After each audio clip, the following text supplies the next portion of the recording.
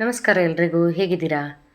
ನಾನಿವತ್ತು ಸಂಜೆಯ ತಿಂಡಿಯ ಸಮಯಕ್ಕೆ ಒಂದು ಕುರುಕುಲು ತಿಂಡಿ ಅಂದರೆ ಮಕ್ಕಳಿಗೆ ಒಂದು ಸ್ವಲ್ಪ ಈ ರೀತಿಯಾಗಿ ಚಳಿಗಾಲದಲ್ಲಿ ಕುರುಕುಲು ತಿಂಡಿ ತಿನ್ನೋಕ್ಕೆ ಇಷ್ಟಪಡ್ತಾರಲ್ವ, ಆ ರೀತಿಯಾದೊಂದು ಕುರುಕುಲು ತಿಂಡಿ ಅಂತಲೂ ಹೇಳ್ಬೋದು, ಅಥವಾ ಊಟದ ಜೊತೆ ನೆಂಚ್ಕೊಳ್ಳೋಕ್ಕೆ ಒಂದು ಸೈಡ್ ಡಿಶ್ ಅಂತಲೂ ಕೂಡ ಹೇಳ್ಬೋದು. ಆ ರೀತಿಯಾದ ರುಚಿಯಾದ ಬಾಳೆಕಾಯಿ ಫ್ರೈನ ಹೇಗೆ ಮಾಡೋದು ಅಂತ ನೋಡ್ಕೊಂಬರೋಣ ಬನ್ನಿ. ಇದು ತುಂಬಾ ರುಚಿಯಾಗಿರುತ್ತೆ ಮತ್ತು ತುಂಬ ಆರೋಗ್ಯಯುತವಾದ ರೆಸಿಪಿ. ಇದನ್ನು ಹೇಗೆ ಮಾಡೋದು ಅಂತ ನೋಡ್ಕೊಂಬರೋಣ ಬನ್ನಿ. ಇದಕ್ಕೆ ನಾನೀಗ 3 ಬಾಳೆಕಾಯಿನ ತಗೊಂಡಿದ್ದೀನಿ. ನಾವಿದು ಪಲ್ಯ ಮಾಡ್ತೀವಲ್ಲ ಆ ಬಾಳೆಕಾಯಿನ ತಗೊಂಡಿದ್ದೀನಿ. ಇವಾಗ ಬಾಳೆಕಾಯಿಯ 2 ತುದಿಗಳನ್ನು ತೆಕ್ಕೋಬೇಕು. ತೆಕ್ಕೊಂಡಾದ್ರ ಮೇಲೆ ಈ ರೀತಿಯಾಗಿ ತೆಳುವಾಗಿ ಸಿಪ್ಪೆನ ತೆಗಿಬೇಕು. ತುಂಬ ದಪ್ಪವಾಗಿ ತೆಗಿಬೇಡಿ, ಈ ರೀತಿಯಾಗಿ ತೆಳುವಾಗಿ ತೆಕ್ಕೊಂಡ್ರೆ ಸಾಕಾಗುತ್ತೆ. ನಂತರ ಇದನ್ನು ನೋಡಿ, ಈ ರೀತಿಯಾಗಿ ಸಿಪ್ಪೆ ತೆಗೆದಾದ್ಮೇಲೆ ಇದನ್ನು ಹೆಚ್ಕೋಬೇಕಾಗುತ್ತೆ. ಅದಕ್ಕೆ ನಾನೀಗ 2 ಭಾಗ ಮಾಡಿಕೊಂಡು ಈ ರೀತಿಯಾಗಿ ಉದ್ದುದ್ದವಾಗಿ ಸೀಳ್ತಾ ಇದ್ದೀನಿ. ಚಿಕ್ಕದಾಗಿ ಮಾಡ್ಕೋಬೇಡಿ, ಈ ರೀತಿಯಾಗಿ ಉದ್ದುದ್ದವಾಗಿ ಸೀಳ್ಕೊಳ್ಳಿ, ಚೆನ್ನಾಗಿರುತ್ತೆ ನೋಡಿ. ಸ್ವಲ್ಪ ದಪ್ಪನೇ ಇರಲಿ, ತುಂಬ ತೆಳು ಹೆಚ್ಕೋಬೇಡಿ. ನೋಡಿ ಇವಾಗ ಹೆಚ್ಕೊಂಡಾಯ್ತಲ್ಲ. ನಂತರ ಇದಕ್ಕೆ ಒಂದು ಮಸಾಲೆಯನ್ನು ಮಿಕ್ಸ್ ಮಾಡಿ ಆ ನಂತರ ಕಾಯಿಸ್ಕೋಬೇಕು. ಅದಕ್ಕೋಸ್ಕರ ನಾನು ಒಂದು ಪಾತ್ರೆಗೆ 2 ಹಿಡಿಯಾಗಷ್ಟು ಅಕ್ಕಿ ಹಿಟ್ಟನ್ನು ಇಲ್ಲಿ ಹಾಕ್ಕೊಳ್ತಾ ಇದ್ದೀನಿ. ನಂತರ ರುಚಿಗೆ ತಕ್ಕಷ್ಟು ಉಪ್ಪನ್ನು ಕೂಡ ಸೇರಿಸ್ಕೋಬೇಕು. ಅದರ ಜೊತೆಗೆ ಒಂದು ಅರ್ಧ ಚಮಚದಷ್ಟು ಗರಂ ಮಸಾಲವನ್ನು ನಾನಿಲ್ಲಿ ಹಾಕ್ಕೊಳ್ತಾ ಇದ್ದೀನಿ.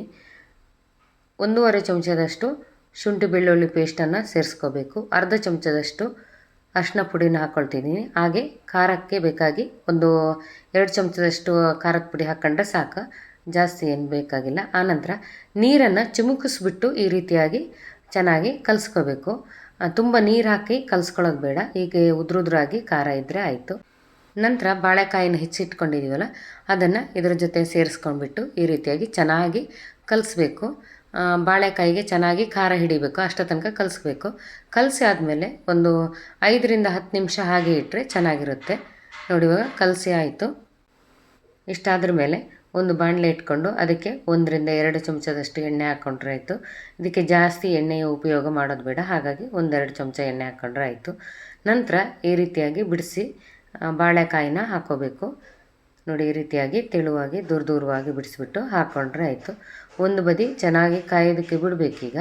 ಆನಂತರ ಒಂದು ಬದಿ ಕಾದ್ರ ಮೇಲೆ ಇನ್ನೊಂದು ಬದಿಗೆ ತಿರುಗಿಸಿ ಹಾಕ್ಬಿಟ್ಟು ಚೆನ್ನಾಗಿ ಕಾಯಿಸ್ಕೋಬೇಕು. ನೋಡಿ ಈ ರೀತಿಯಾಗಿ ಚೆನ್ನಾಗಿ ಕಾಯೋದಕ್ಕೆ ಬಿಟ್ಬಿಡಬೇಕು. ಇದು ಜಾಸ್ತಿ ಹೊತ್ತೇನು ತಗೊಳ್ಳಲ್ಲ, ಒಂದು 2ರಿಂದ 3 ನಿಮಿಷ ಒಂದು ಬದಿ ಕಾಯೋಕ್ಕೆ ತಗೊಳುತ್ತೆ. ಒಂದು 5 ನಿಮಿಷದೊಳಗೆ ಈ ರುಚಿಯಾದ ತಿಂಡಿ ಅಥವಾ ಸೈಡ್ ಡಿಶ್ ಅಂತ ಹೇಳ್ಬೋದು, ಬೇಗ ಆಗಿಬಿಡುತ್ತೆ. ನೋಡಿ ಇಷ್ಟು ಕಾದರೆ ಸಾಕು, ಎಣ್ಣೆ ಜಾಸ್ತಿ ಹಾಕುವಂಥ ಅವಶ್ಯಕತೆ ಇಲ್ಲ. ಯಾರು ಜಾಸ್ತಿ ಎಣ್ಣೆ ತಿನ್ನೋದಿಲ್ಲ ಅಂತಾರೆ, ಈ ರೀತಿಯಾಗಿ ಮಾಡಿಕೊಡ್ಬೋದು. ಅದರಲ್ಲೂ ಚಳಿಗಾಲದಲ್ಲಿ ಈ ರೀತಿಯಾಗಿ ಖಾರವಾಗಿ ಏನಾದರೂ ತಿನ್ನೋಕ್ಕಿದ್ರೆ ತುಂಬಾ ಖುಷಿಯಾಗುತ್ತಲ್ಲ. ಅದರಲ್ಲೂ ಮಕ್ಕಳು ಶಾಲೆ ಬಿಟ್ಟು ಬಂದಾಗ ಈ ರೀತಿಯಾಗಿ ತಿಂಡಿ ಮಾಡಿಕೊಟ್ರೆ ಖುಷಿಯಾಗಿ ಅವರು ಕೂಡ ತಿಂತಾರೆ. ಹಾಗೆಯೇ ಈ ರೆಸಿಪಿ ಕೂಡ ನಿಮಗೆ ಇಷ್ಟ ಆಗ್ಬೋದು ಅಂತ ನಾನು ಅಂದ್ಕೊಳ್ತೀನಿ. ಒಂದು ಸಲ ಮನೇಲಿ ಮಾಡಿಬಿಟ್ಟು ರುಚಿ ಹೇಗೆ ಬಂದಿತ್ತು ಅಂತ ನನಗೆ ಕಮೆಂಟಲ್ಲಿ ತಿಳಿಸಿ. ಹೋಗಿ ಬರಲಾ?